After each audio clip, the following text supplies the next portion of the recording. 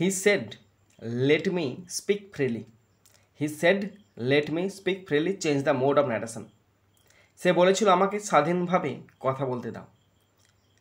তো লেট দিয়ে narration change imperative সেন্টেন্সে আছে। ইম্পারেটিভ সেন্টেন্সে লেট দিয়ে ন্যারেশন দুটো আছে, লেট আস আর লেট মি অথবা হিম। লেট মি অথবা হিম দিয়ে যদি ন্যারেশন থাকে তখন রিপোর্টিং ভার্বটা রিকোয়েস্টেড হবে কোটেশন তোলার জন্য, দ্যাট বসবে আর মাইট বি অ্যালাউড টু বসবে। ঠিক আছে? তো আনসার করছি, দেখো, হি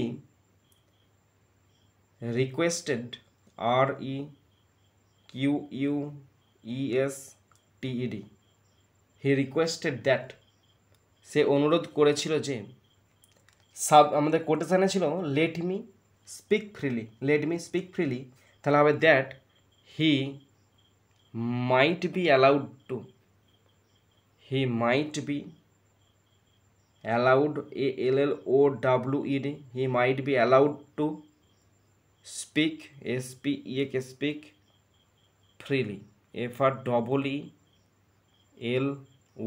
স্টপ।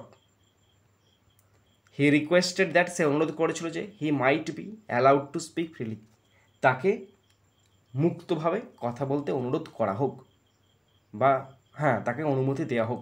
সে অনুরোধ করেছিল যে তাকে মুক্তভাবে কথা বলতে অনুমতি দেওয়া হোক।